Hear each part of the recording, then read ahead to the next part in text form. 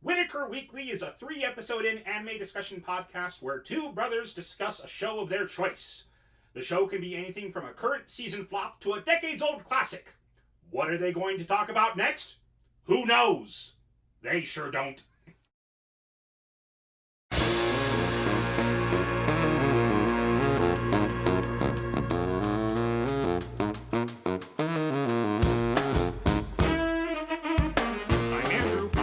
And this is Whittaker Weekly. Let's get right into it. Sounds good. So, Comic-Con was this last week. Yeah, lots of stuff from Comic-Con this week. Lots of cool stuff from Comic-Con. But I just kind of want to focus on some of the awesome trailers that came out. Oh, do tell.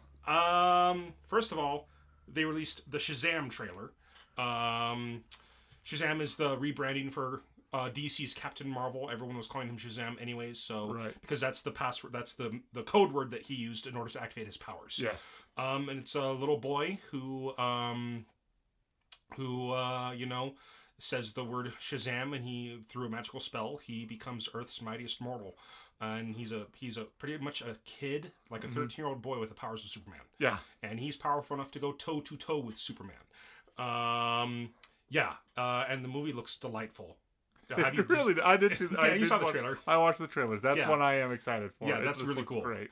And then they had the trailer for Aquaman that looked like a lot of fun. It did. And then they had the second Fantastic Beasts movie, yes. Lego Movie 2, which, oh my gosh, I love the fact. You watched the trailer, right? Yeah. I love the fact that it's an apocalypse. It's an apocalyptic wasteland now. And everybody's all Mad Max and stuff, except for Emmett, and he's still the exact same guy as he was at the end of the first movie. Nothing's changed for him since the apocalyptic days of Taco Tuesday. I cannot wait for that movie. And then we saw the trailer for Alita Battle Angel, yes. which is James Cameron's live-action version of the, I think it was a 70s or an 80s manga. I can't remember. I want to say 80s. I want to say 80s. It's, at least the anime was 80s. A lot of people were complaining about early her, 90s. About her eyes. And when I first saw it, I did think that it was odd. But after seeing it in motion in the film, they didn't bother me in the slightest. Right. It just felt like an artistic choice to me. But, if they do bother you, then don't see the movie, Yeah. But anyways, that trailer looked really cool. My personal favorite trailer out of all of Comic-Con, though, was Godzilla King of Monsters. Oh. I am a huge Godzilla fan. This is true. I don't actually have these memories, but when I was very young, 2 years old or something like that, there was a Godzilla movie on TV. And Mom swears that I mean, she shouldn't. It's not nice. But Mom tells me that when Godzilla was on TV, or whenever he was on the screen, I would just squeal in delight. I absolutely loved Godzilla. And when he died, sounds about right. And when he died at the end, I cried. So, and I've just loved Godzilla ever since. I've got the 2014 movie. I don't have the Matthew Broderick movie from 99, but I just barely got Skull Island. I'm very, very excited for this because this is the third movie in the Kaiju universe that they're making, that they're slowly developing. And then after this, we're going to have a Godzilla versus King Kong movie. And if we really want to get into it, King Kong doesn't stand a chance just because of how much power Godzilla has in these movies. It's so true. They pretty much they made King Kong the size that they did in Skull Island just so he has a fighting chance against Godzilla. But if you really look at what Godzilla's capable of doing, King Kong doesn't stand a chance. No. But I'm sure they're going to make an entertaining movie for me to watch anyways. They're probably going to do what they ended up doing in Age of Ultron, where it isn't actually Godzilla versus King Kong. Like they'll have a clash the way that the Hulkbuster and the Hulk did in the middle of the movie, but they have something else that they have to team up to fight at the end. If they're going to build the full kaiju universe. Maybe. I mean, like, you saw the trailer for Godzilla King of Monsters, yes, right? They introduced a lot of... They introduced it, and the name of the three-headed dragon is escaping me right now. Gamora or something like that. Yeah. I apologize. I mean, I love the movies, but I don't remember all of the info on them. Sure. There's just so many of those monsters. Sure. I think it's Gitaran, actually. Let me just go ahead and double check. Oh, it's Ghidorah. My apologies. It's Ghidorah. It's the three-headed dragon. And Ghidorah is the three-headed dragon. And in the movie Godzilla vs. Ghidorah, that's not the name of it, but it's the one where they fight. In order to defeat Ghidorah, Godzilla has to team up with two other monsters, one of which is Mothra, and we see Mothra in the film. And then we see the other one that they have to team up with as well. Right. The one that's just like the giant, Rodan. That's who that is. Okay, it's Godzilla, Mothra, and Rodan. They have to team up to defeat Ghidorah. Right. So I don't know if that's going to be the plot of Godzilla King of Monsters. Having four giant monsters battling each other at the same time is going to be sweet. Yeah, I'm really, really excited for this movie. Yes. All right. So yeah, that's kind of what I wanted to talk about from Comic-Con. Except that they also announced that during the Talks Machina.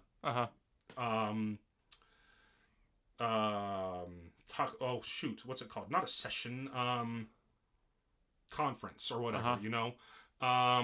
They announced that they're going to be continuing the Vox Machina comics. Okay.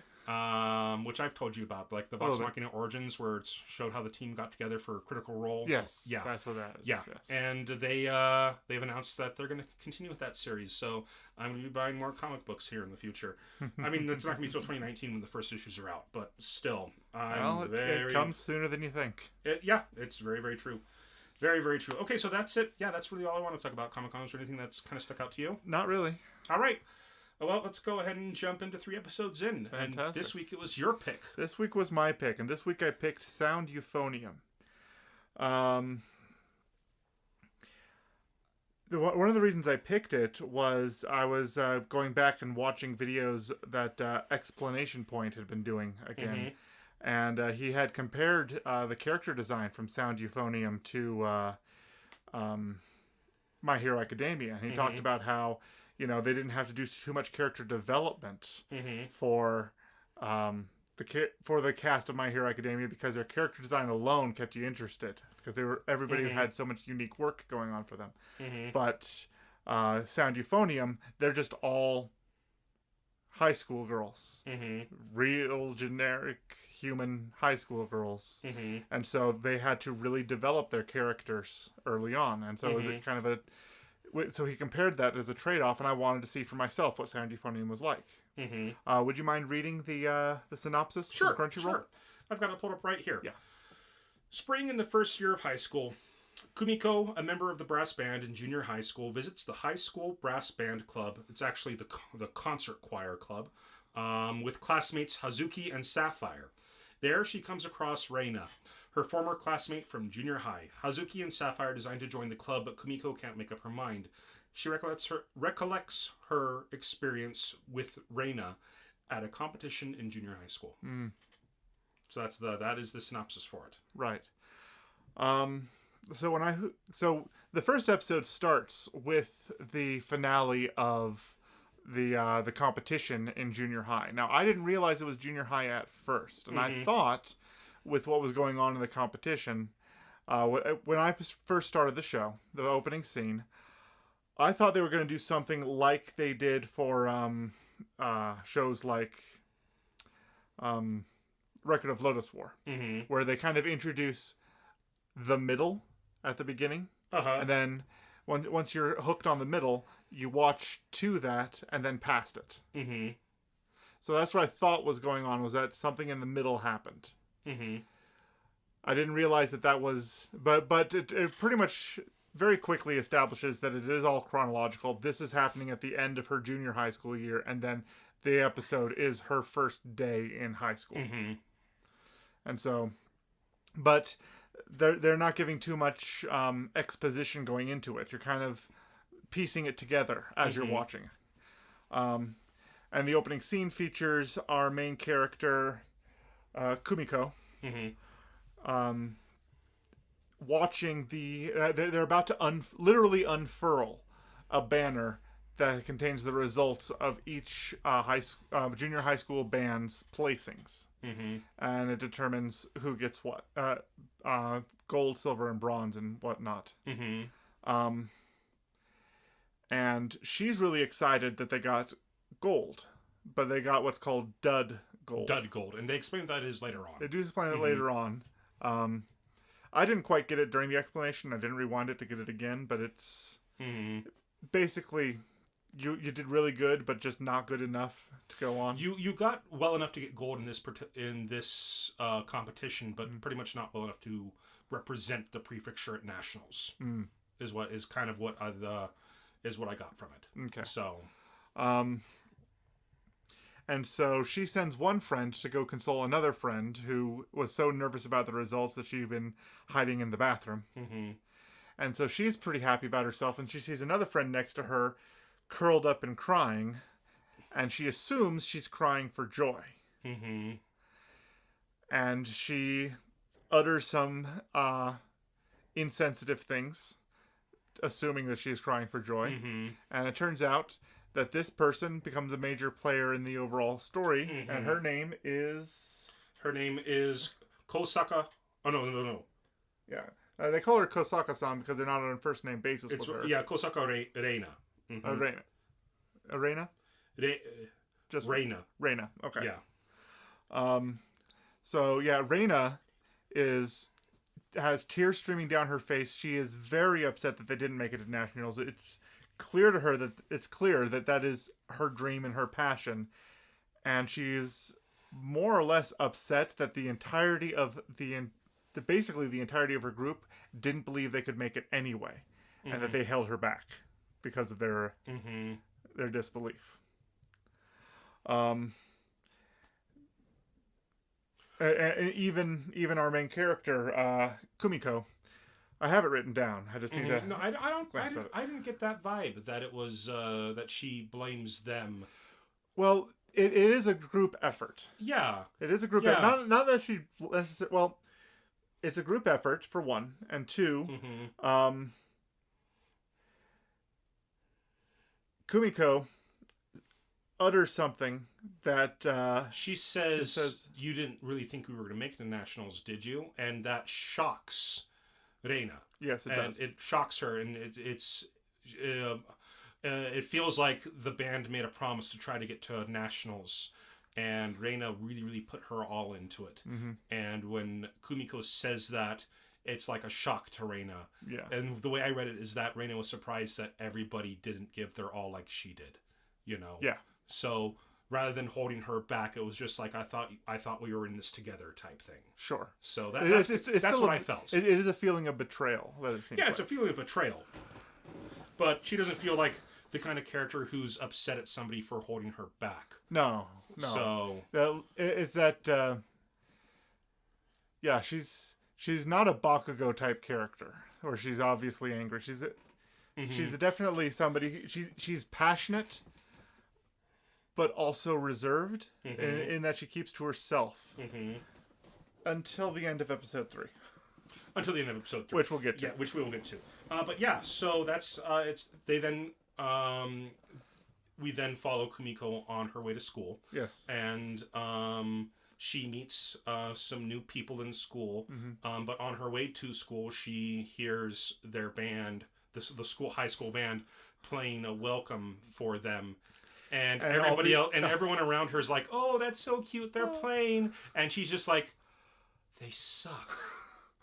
She just feels bad for them. She's like, "They're terrible," and the girl who happens to be sitting behind her in class overheard that, and right before class starts, she just says, "So, what do you mean they were terrible? Like, what are you talking about?" And she's like, "Wait, what? You heard me? So what sucks? So what sucks? Yeah."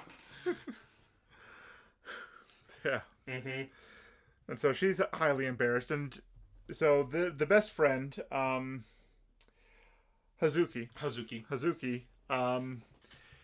she's the outgoing, I'm going to make friends with everybody, first day of school,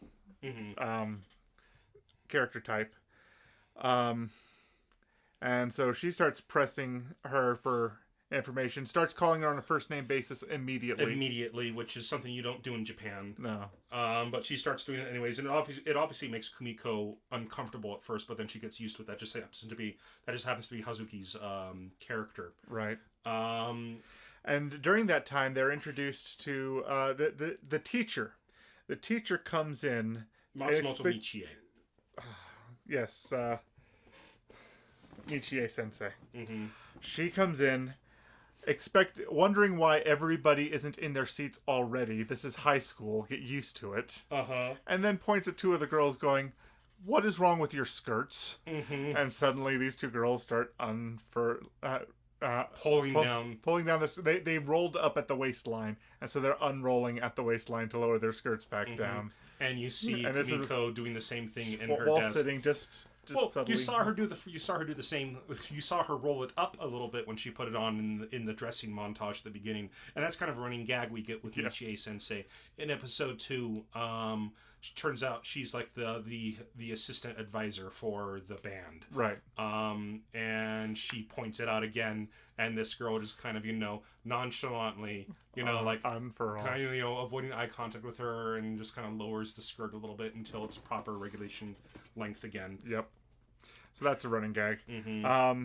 So she starts to go, and so now one of the reasons I bring her up is the roll call introduces another character. So she does the roll call, introduces the first few people down the line, and then we get Kumiko's name and Hazuki's name, and then it goes to a girl whose the name she's having a hard time pronouncing, and she just goes beet red and says it's Sapphire. The girl, she's this little blonde girl, very short hair, and she just raises her hand and says, "I'm sorry, teacher, it's red as sapphire." And they say sapphire in Japanese, and her parents apparently picked a very, very weird, a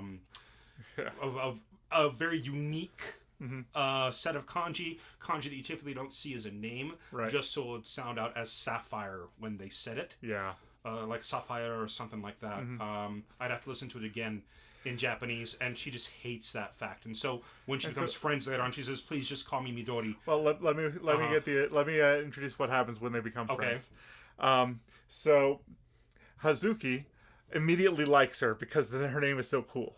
And then forgets what her name is and calls out to her, "Opal-san, Opal-san." It's Sapphire. Oh, I'm sorry, Sapphire. No, it's a different stone or something like that. Yeah, I think it's something bluer. Hazuki.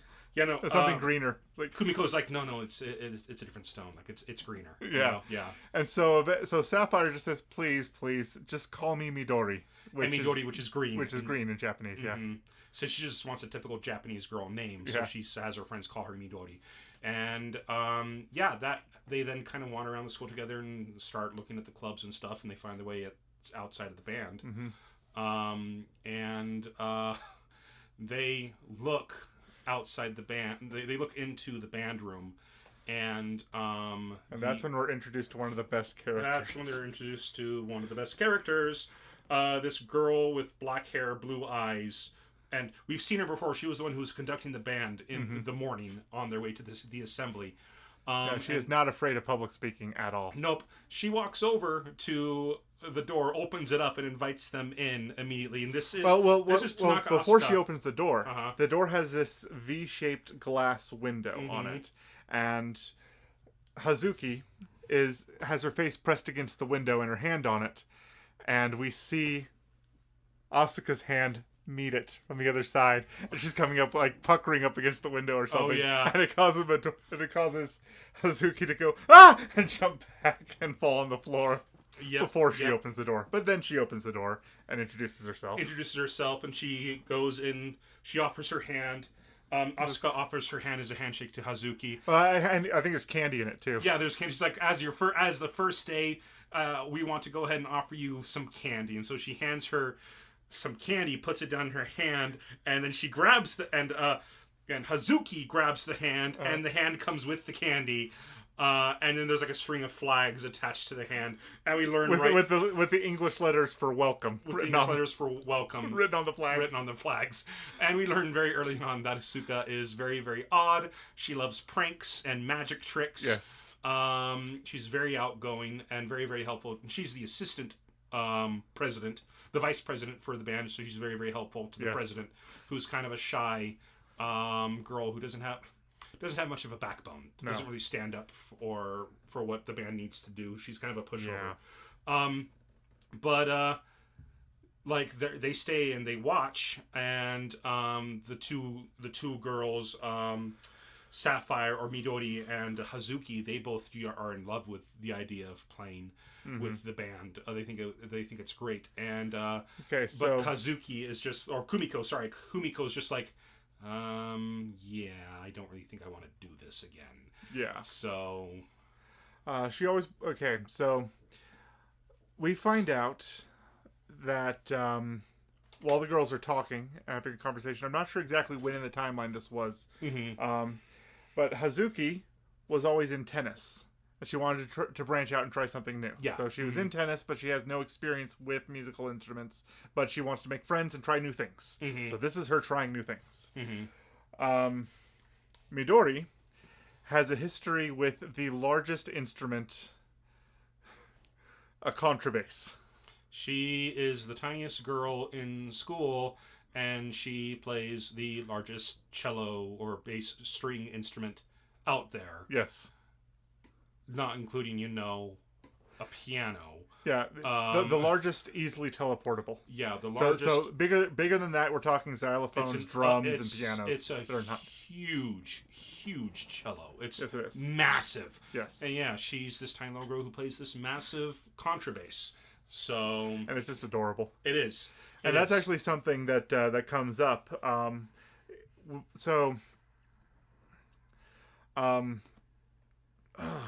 Now I don't know what instrument Reina played before,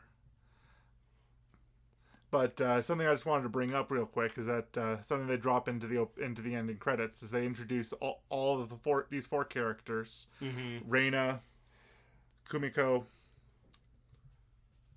Hazuki, and Midori, and they introduce the instruments that they're playing. I'm pretty sure Reina played the trumpet.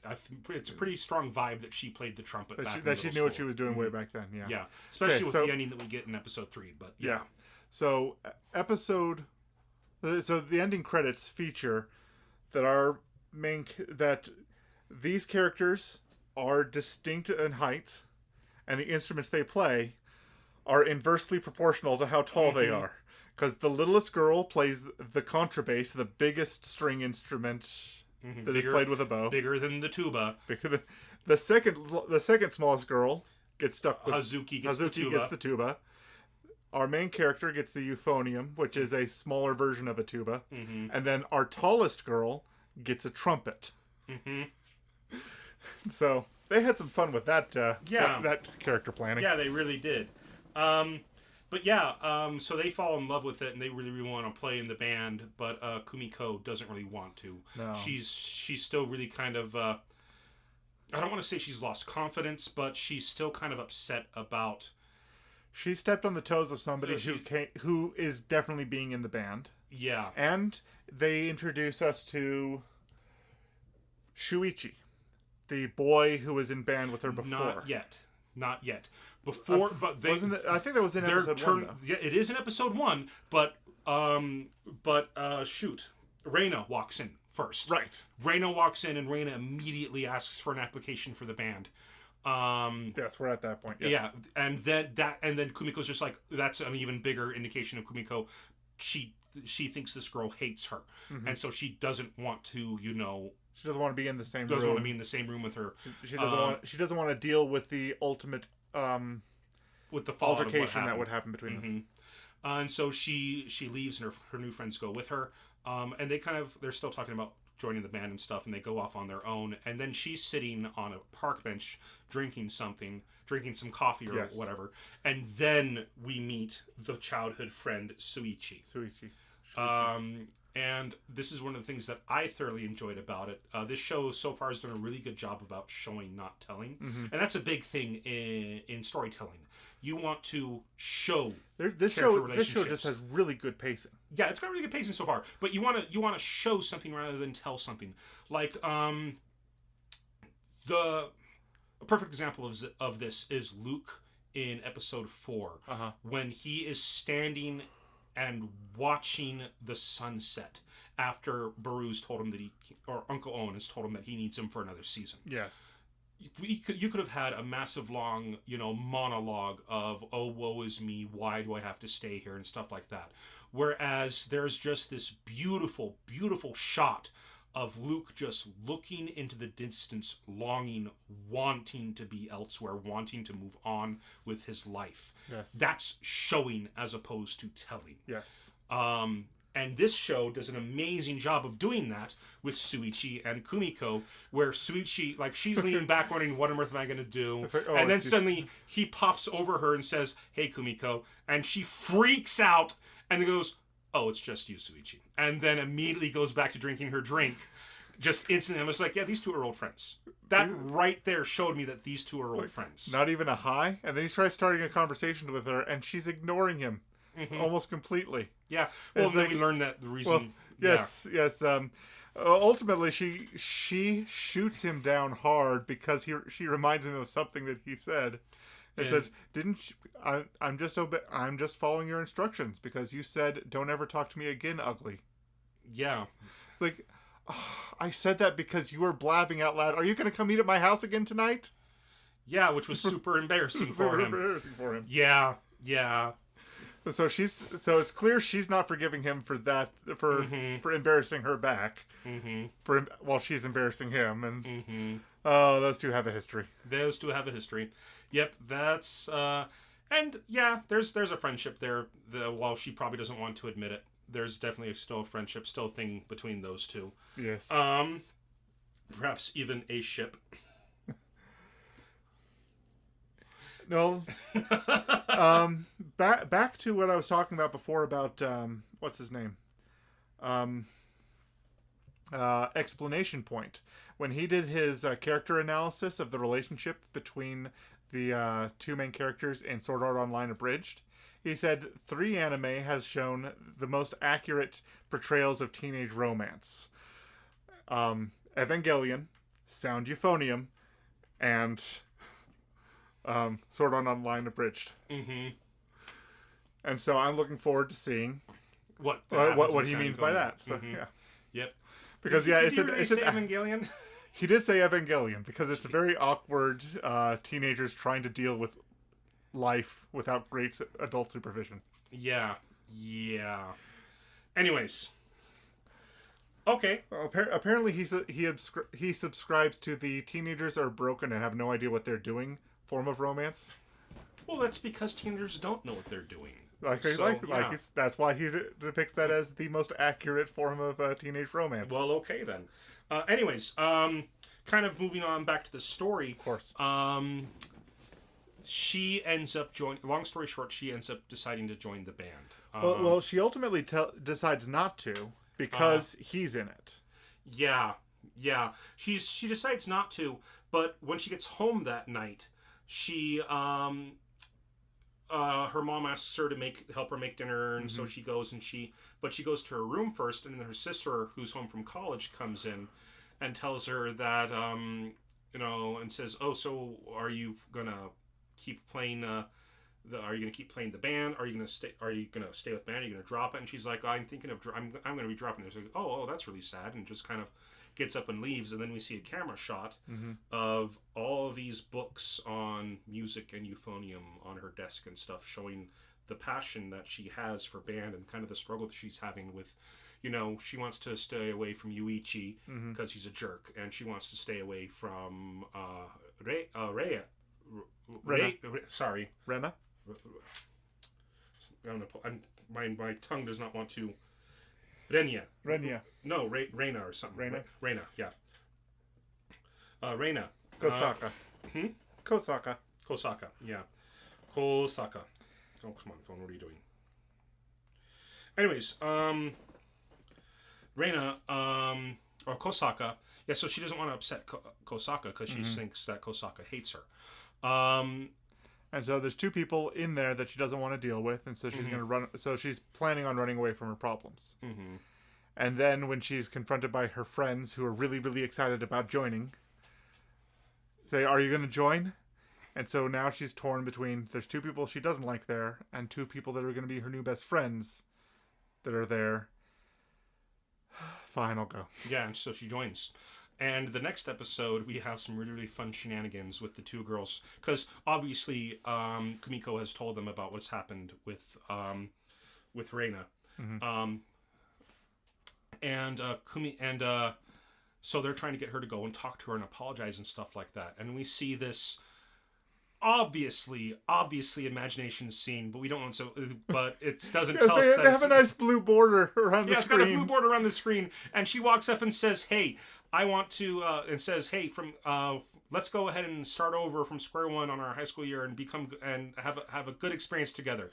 And Reina says, "Yes, I feel the same." And they shake hands, and then they hug, and they say the word. And they say the word hug as they're hugging each other very stiffly, and then it cuts back to the real world, and Kumiko's just like, "Nah, it's not gonna happen like that at all." And she's approaching cautiously, which is coming across as creepy to her friends. And by the time she gets up to Reina has already finished drying off her hands and stuff, and she started walking down the hall. And she's just like, "Oh, darn it, I couldn't do it that time." Well, her friends won't let her get away with that, and so they go and they push her after her. And the next thing you see is her sliding on her face down the hall. Not just like not just a and then she's suddenly there. They push her so hard that she is sliding down the hall, and you just see Reina walking down, turning a corner, and then suddenly Kumiko's sliding right past her. So you see the push, and then you see Reina, and then the not the effect, the result. The result. Thank you. The result of the pushing. Just poor Kumiko sliding across the floor. Mm-hmm. Real fast, we also need to discuss her ponytail. In the first episode, she is toying with wearing her hair down or wearing it as a ponytail. And she wears it as a ponytail. And I kind of feel like and in episode 2, she's not wearing the ponytail, and as far as I can tell, she's not going to wear it again. Right. She might wear it, I don't know, later on for things. But to me, that was a very good visual representation of she's leaving the past behind her. Mm-hmm. Because all throughout middle school, she wore the ponytail. Mm-hmm. And even her sister, when she comes back from college, she says, "Oh, so you wore a ponytail today," Yeah. And so in episode 2, which is the next day of school, she's not wearing the ponytail any longer. Yeah. And she's not wearing it during the opening or closing credits. Yeah. So it becomes this character design that she's... it's sometimes with anime, if you change your hairstyle too much, you become unrecognizable because the faces are pretty generic, so they really depend on hair. Sometimes you have to play the game or find the protagonist. Find the protagonist, especially in a card anime. Oh gosh. Let's play Find the Protagonist. You have like 5 or 6 people with normal looking hair. Then all of a sudden, red spikes, golden swirl hair craziness. Just, we found the protagonist. He's right there. Of course, my favorite way to play Find the Protagonist is through Ozymandias, because literally everybody else is a paper cutout doll. Well, they did the same thing with Ruby, the first season of Ruby. They couldn't afford to animate all the background characters, so the background characters were pretty much black figures everywhere, and they'd only animate the main characters. Okay. So that was also a lot of fun to play Spot the main character with. Or, sometimes you play Spot the main character, there's like a crowd scene, and all the people are like see-through images, like see-through yellow, blue, green stick figure drawings, and the main characters are walking in front of them and stuff. Yeah. So, and actually, one of my favorite inverse of Spot the main character is actually from Code Geass, because they have this character named Oogie, who looks like cannon fodder. He is his character design is cannon fodder. He's going to die. Don't get attached to this guy. Lives through the whole show. Yeah.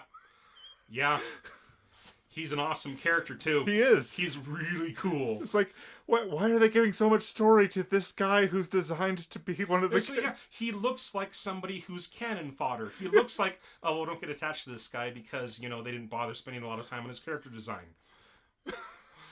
Anyways. Yeah. And they sit him next to Callan, who's got the bright red hair and spiky and a red bodysuit, and it just looks... And he... this Spot... Yeah. Figure out which one has plot armor. Turns out it's both of them. Turns out it's both of them. But anyways, so she joins the band, and that day they go and they pick instruments. Yes. And shoot, let me pull up her name again. Hazuki. Hazuki has already purchased a mouthpiece. Because like at this school they can get their instruments from the band. The band has extra instruments that they can use. Mm-hmm. But even if you rented your instrument from the school, you would still have to buy a mouthpiece. Yeah. Because it's filled with your spit and stuff, and if it's not not sanitary. Yeah, it's not sanitary. I mean, it's like, you know, if you're playing the clarinet, you would still buy the reeds because that's disgusting sharing reeds. You know, and reeds split and break after a while. So you need replacement reeds. Yeah, you need replacement reeds. You need to replace that stuff. So yeah, she's bought this. So she's bought the mouthpiece for a brass instrument. A real big brass instrument. So yeah. At this point, she thinks she's going to play trumpet. Anybody who's ever been around a brass section knows that's not a trumpet mouthpiece. No, it's not. It's a big one. Big one. They teach her how to blow through it and stuff like that, and it's kind of a cute, fun scene. And there's a flashback where I think our main character's big sister is the one teaching her how to use a mouthpiece like that for the first time. Possibly. Somebody's teaching her, and I think it's the big sister. It's probably the big sister. Yeah. So. But anyways, that day they go and they start selecting instruments and stuff like that, and poor Kumiko so desperately wants to play something other than euphonium. Mm-hmm. She's begging her friends. She's winking and nodding and begging her friends, don't ever mention that I've played this instrument. Mm-hmm. It's easier for me to change if they don't know that I've done something before. Yep, otherwise they'll beg and plead and I'll just have to break down and say yes to playing the euphonium, which I don't want to play. I want to play the trombone. I want to do something different. Yes. And so she goes over and lines up to play with the trombones and stuff. But before that, we have Hazuki. So chronologically, yeah. Mm-hmm. Before Hazuki. Oh, that's right. Midori. So they ask. Now this is beautiful. The captains of each of the sections give a brief introduction about the section and invite you to join them. And everybody's got a section that they talk about. And then it goes to Asuka. Who has prepared a 5-page speech about what she's going to talk about. The tuba. And how amazing the tuba is. And the history of the tuba. The history of the tuba and all the importance that it is played throughout all the years. And like, no. Okay, are you done yet? No. I haven't even started. Like, no. Get off the stage. Yeah. Yeah. But no, I'm not done yet. I want to keep talking about the amazingness of the tuba. And it pushes her off the stage. Okay. And then we learned that they're like, well, there's also another instrument that we have, but nobody plays it, so we don't have anybody to talk about it. But it's the contrabass. Mm-hmm. And does anybody here play the contrabass? And this tiny hand pops up. Dear sweet Midori. Mm-hmm. Sapphire. Dear sweet Sapphire. And like, yeah, I played it all throughout middle school. And they get so excited. And Asuka comes back. And she's just like, usually we have them go around and try other instruments, but we can use her, right? she can play contrabass, right? And the president's just like, yeah, sure, totally, yeah, take her. and then Asuka says something to her that sounds a bit like an inappropriate marriage proposal. Oh gosh. The way the translation was written. You're mine. Like, will you please join me for the rest of something like that. And Midori, without skipping a beat, accepts the proposal. Sure. It's like, I am yours. It's like, why are you saying it this way? Because it's funny.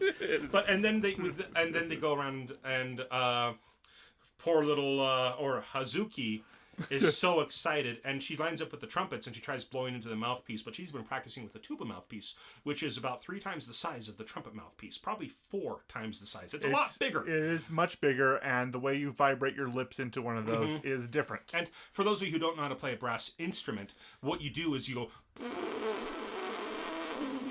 You blow and you vibrate your lips while you're blowing. That's what produces the sound. Yes, it's that vibration echoing through the brass chamber that produces sound. That produces the sound. And it's very, very hard to do. It takes a lot of practice. And so all day long she's been doing it with a tuba piece. And so she's not able to do it with the trumpet. And they're just like, wait a minute, you have your own piece? And as soon as they notice that she has her own piece, Asuka recognizes what it is. And Asuka has a plan. Because she does something so evil. Before that, we see Asuka, like, everyone's divided up, and Kumiko's like, okay, I'm gonna go ahead and go over to the trumpets. Or to the trombones. And Asuka walks up and just says, hey, only one person's joined my section so far.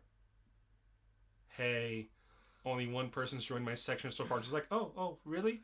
Hey, only one person's joined my section so far. Why do you say it 3 times? How can you not get the hint? It's like, I'm scouting you. And she says, I'm scouting you. It's like, oh, no, sorry, but you would look so perfect playing the euphonium. Like, and she's trying to have a graceful exit, and that's when we learn, and that's when Hazuki, that's when Hazuki comes up with the tuba piece. Yes. And Asuka is trying to get her, and it's like, okay, well, let's see what it fits into, because she has this story. She starts concocting this complete fiction and wooing her, saying, you've already purchased this. Then it is true that there is an instrument in this room that is perfect for you. And we must find it. Come this way. And she starts trying the mouthpiece. This one's a little bit too small. The euphonium's too small. It doesn't even go into the saxophone. It's like, that's there's no spot for it in the saxophone. And then it slips into the tuba, and it cuts to a shot of a Cinderella slipping her foot into a glass slipper. And it cuts back, and that Cinderella is Hazuki. And she's just super excited. And she's like, yes, I found the chosen instrument for me. It's the tuba. It's the tuba. The one that she didn't want to play because of how big it was. She thought it was silly. Yes. But now she's suddenly in love with the idea of playing the tuba because it's her destiny to play it. Yes. Asuka played her like a fiddle. Yep. And it worked. It worked so well. And it's just. And while that was all happening, that's when Kumiko's just like, I'm gonna go over here now, and just walks over to the trumpet section. And when she's in line to practice the trumpet to show them that she can play it, she runs into another childhood friend. They ran into her a little bit before, but this is when she sees her a second time. I think it's pronounced Aoi. It's spelled Aoi. Aoi. Aoi. So Aoi, the other childhood friend, who is 2 grades ahead of her. She knew her in elementary school, but she was 2 grades ahead. She played with her and Yuichi, or sorry, Shuichi. Shuichi, yes. She played with her and Shuichi when they were younger, and she starts talking to her. And she says, so you're going to change and try the trombone this time? You were always so good at the euphonium, though. Are you sure you want to change that? And she's like, shut up, shut up, shut up! Too late, though, because Asuka overheard it. Yes, she did. And Asuka is like the female version of those characters from Clamp shows that is just injects themselves into situations to put the protagonist where they're supposed to be. As soon as you said Clamp, my mind went to Futurama because the clamps. There's a member of the Robot Mafia. I was thinking the professor in Angelic Layer. Yeah, no, I get it. Yeah. Speaking of which, sorry, they had the full trailer for Disenchanted as well, and it looks amazing. Okay. The new Matt Groening show that's going to be on Netflix. Yes. Anyways, yeah, sorry about that. Yeah, so she comes over and kind of forces her to play the euphonium. She's not happy about it. No, she's not. After all she tried. And then it's during that same scene that we... just before... going back a little bit. Just before... Hazuki... was going to try the trumpet, we hear Kosaka, Reina. Isn't it Kosaki? Kosaki? No. I'm pretty sure it's Kosaka. Yeah, you're right. Kosaka, my apologies. Yeah. We hear Kosaka-san playing the trumpet, and she is very good. She's really good at it. And it's revealed that she took it very, very seriously in middle school, and she also took private lessons. Yes. She says that, like, they're like, wow, you're really good. It's like, yeah, I played in middle school and I also took private lessons. Yeah. So, yeah, so she's really good at it. And they, anyways,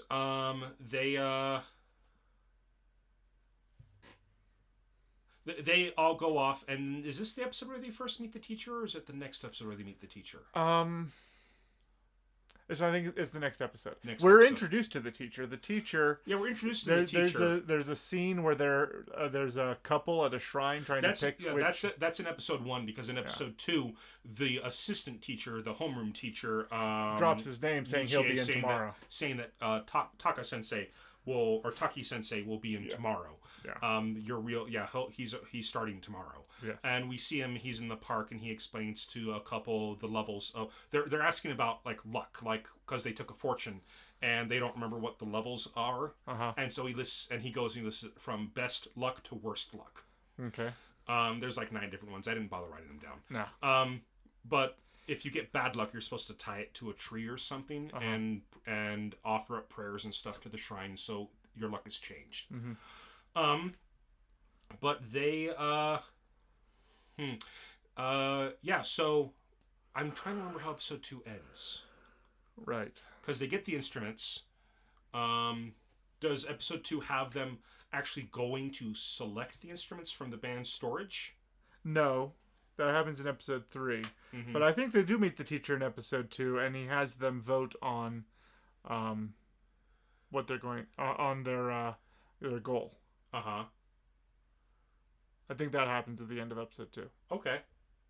So yeah, they do end up meeting Taki Sensei, and I'm gonna bring him up again. Every time, the shot of Taki Sensei having written something on the board is something that exclamation point uses every time he's explaining something. He makes himself out to be that teacher talking to somebody. and so I've seen that shot 100 times in his videos that I watch before I even watch this show. I'm like, oh, that's where I recognize him from. So, but so what he does is he comes in, and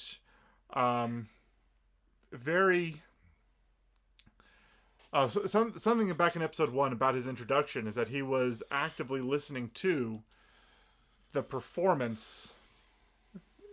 He had it on his iPhone that he was listening to a performance of the middle school band that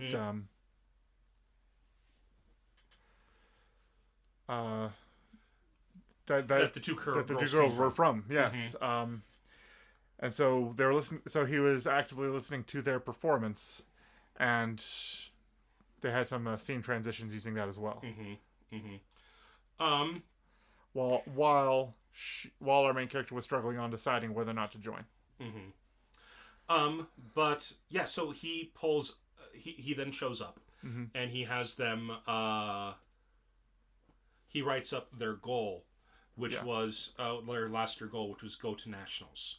And one of the students says that wasn't so much of a goal, more of a motto. And he's like, oh, okay. And he crosses it off the board, and he says, I'm going to have you pick your goal. What do you guys want to do?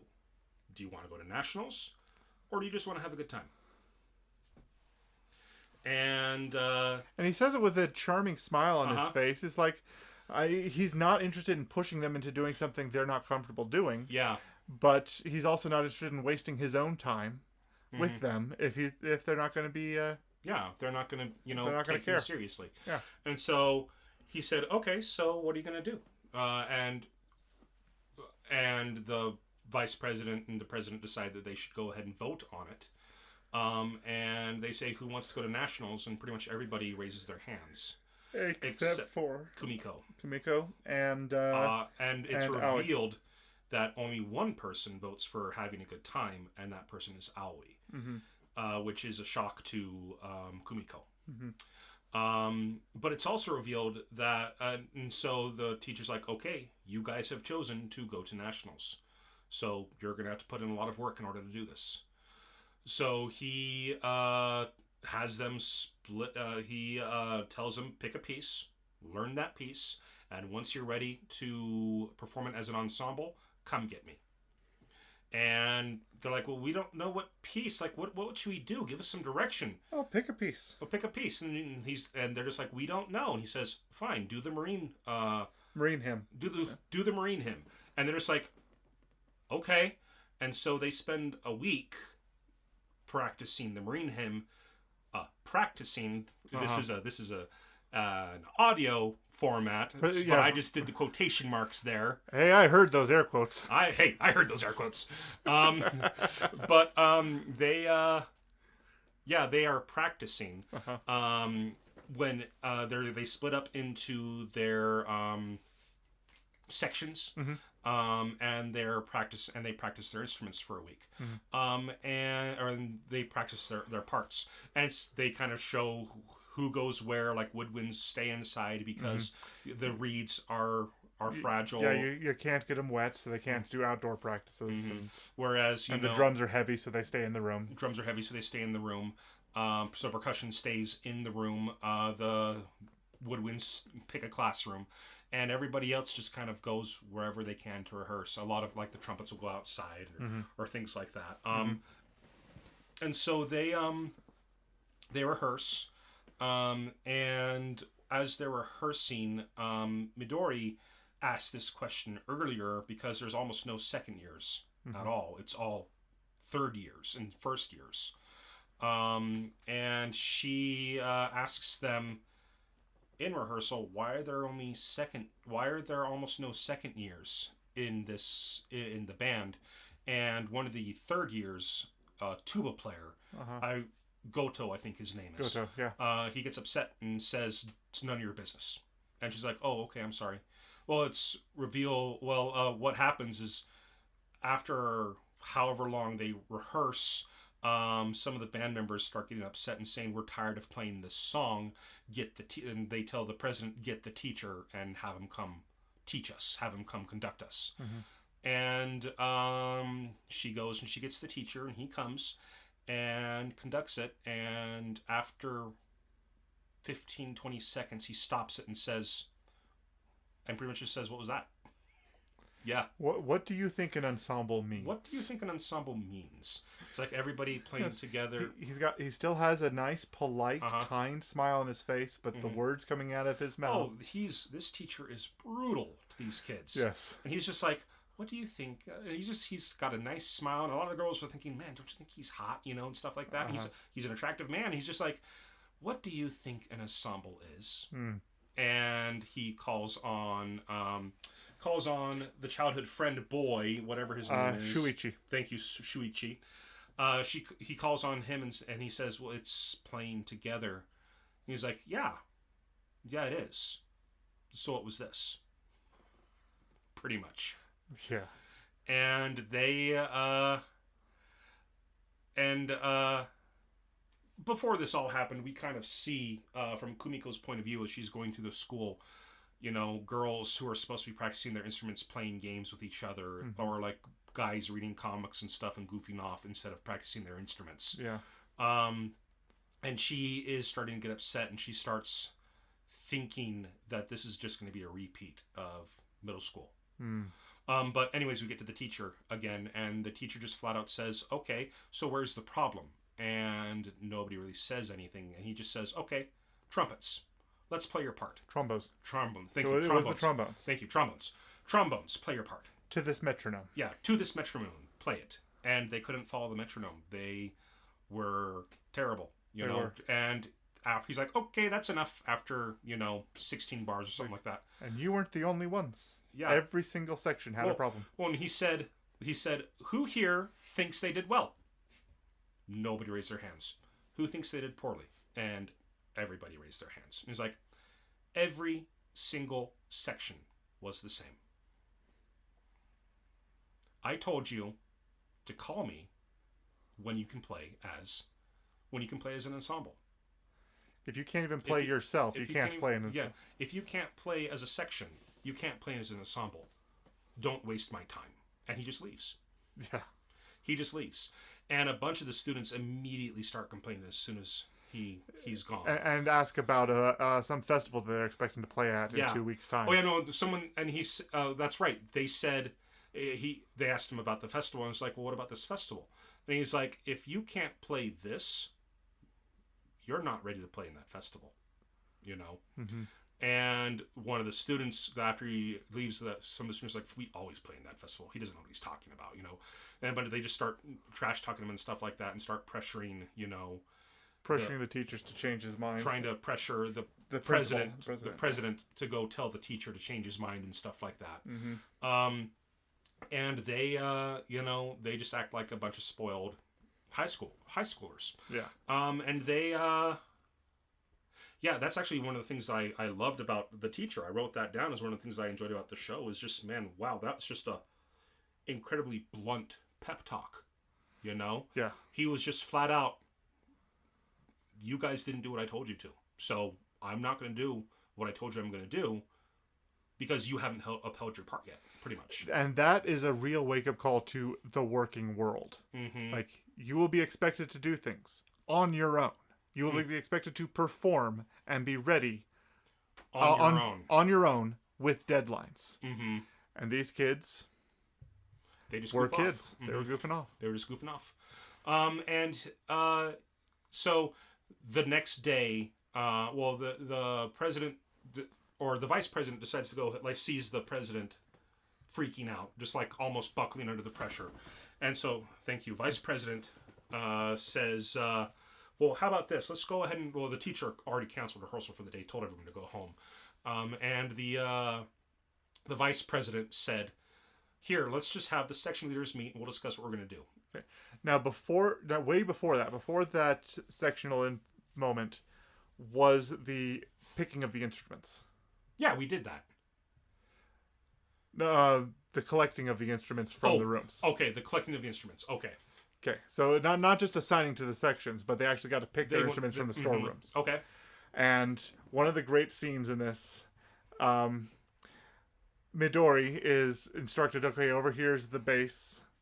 What do you think? And she opens it up and goes, oh, I love it.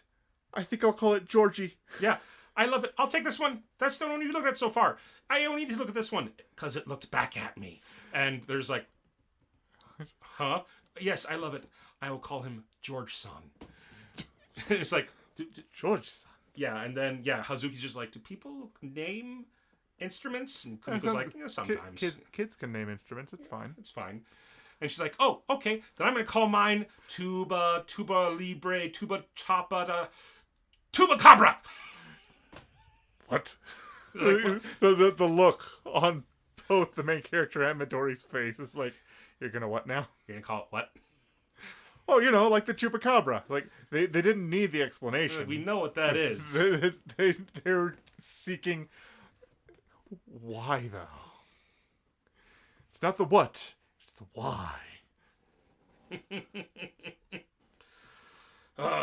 So that was a great little scene. Mm-hmm. But they come the next day to, put away it's up to the first years to clear out the band room, put all the desks out in the hall, and then at the end of rehearsal, it's their responsibility to put it back. That's the responsibility of the first years. Yeah. And so they, it's revealed though, because they're talking, and it's finally revealed what happened to the second years after all of this. I forget who they're talking to, but they just say what happened was that a lot of the people who joined the band last year were very, very serious and really, really wanted to play well. And they started butting heads with the people who were ahead of them who didn't want to change anything. They wanted to keep having a relaxed, lazy club that they could just go ahead and enjoy and still be considered part of a club. Yeah. And so the people who were taking it seriously dropped out of band. And so they're stuck with lazy third years. They're stuck with lazy second years and lazy third years. Yeah. So, yeah, they're stuck with people who they don't care. They just want to goof off. That's what they want to do. Mm-hmm. So, and now they're kind of worried that the same thing's going to happen. Yeah. That the people who are serious in the first years are going to take a look at this and be like, this is a waste of my time, and just leave. But they go to class the next day, or they go to the club room the next day, and they meet the vice president, and the vice president says, oh yeah, no, meeting's canceled today, because the section leaders are still meeting, discussing what to do. And the three girls are disappointed, but we see in the background... on a hill above the school? Well, not yet. Not that one yet. Okay. That we're getting to that. Yes. But, and they have talked a little bit at this point. I mean, like, it's a repeating gag where they're trying to get them to talk. But Reina and Kazuki... not Kazuki. Kumiko, thank you. Why did they say Kazuki? Kumiko. They have talked... and Kumiko's extremely kind of impressed or surprised that Reina doesn't seem to be holding her responsible. Yeah. Yeah. She doesn't seem to be holding her responsible at all. For what happened. Like, there doesn't feel to be any animosity coming from her in the slightest. So she's really kind of surprised, and she's kind of able to pick it up and try to, become closer to her. But anyways, we see Reina in the background, and you just see this reaction from her. Just this bitter, not again reaction. Yes. And she just runs from the classroom. And Kumiko sees her and tries, calls out to her. And the three girls, as they are leaving that day, kind of discussing what they're going to do, that's when we hear the trumpet on the hill. And then we have this beautiful, heart-wrenching solo from the trumpet. And from Dvorak's New World. From the New World is what the song is called. Yeah, Dvorak's From the New World. And they kind of talk about how he had left his home and was now here, and it was just kind of a wilderness where he was at. Yeah. And so he wrote From the New World to kind of, express those emotions of loneliness in the new world. And they kind of explain that. And Kumiko is just... Not Kumiko. Reina is doing a fantastic job playing this song on her trumpet. She is. And then after she's done with it, she just screams and lets all of her frustration out. Yeah. Very guttural, primal scream. Just a scream from the bottom of her stomach. Do you remember what happens next? Because I know what happens the next day at school. The next day, I remember that they were inspired by what she did. And that the next day at school, that they, I'm trying to remember the actual chronology of scenes, but I think what happens next is, when did Kumiko bring home the euphonium? That was before everything. She brought it home to clean it. Yes, she did. She brought it home to clean it, and she was asked by her sister, who... to make sure she doesn't play it in the house because it's really loud. It's like, So maybe it was her sister, maybe it wasn't, that helped her learn how to play to begin with. Maybe, I don't know. Or it's just her sister has changed a lot. Her hair, well, the thing is, in the flashback, the person teaching her how to play had the same hair color as her. And now that her older sister has a lighter hair color than her in college. So it might be that she has literally changed her hair color. Or it might be that it was her mother and not her sister that was teaching her. Or someone else completely different that we don't know who it is yet. Yes. But anyways, they then say that, they weren't prepared for what happened next. But they went to school and they were there putting the desks away. And that's where episode 3 ended. Yeah, so they decided that regardless of whatever the class lead said, they were going to practice. And the pacing of the show, like I said before, is absolutely great, and I didn't want to stop there. I just wanted to keep watching. But I told myself I wasn't going to watch more, so that when we shared the 3 episodes in, I wouldn't have any more to spoil. Gotcha. Yep. But I am definitely going to be watching more of this. Yeah, I enjoyed it. And I think I will be inviting my oldest to watch it with me. Okay, I think Jasmine, as I was watching it felt like a show that Jasmine would enjoy. Absolutely. Okay, right. So that's it for Sound Euphonium. So let's go ahead and talk about the show we're going to be covering next week. You bet. This is a show I'm very excited about. I've been wanting to watch it for quite some time, but the company that got the rights for it in America is Netflix. Mm-hmm. And Netflix has a dirty habit of waiting until the entire show's out before they post it. Yes. Because that's what people do with Netflix, they binge it. Mm-hmm. That being said, I've really been wanting to watch this. It's a show from, actually, it's Kyoto Animation, the same company that just did Sound Euphonium. Yes. Violet Evergarden. Violet Evergarden. Yes, I've heard a lot of things about this show, including how it was pioneering new techniques in animation and background design. Well, the plot pretty much... Plot synopsis?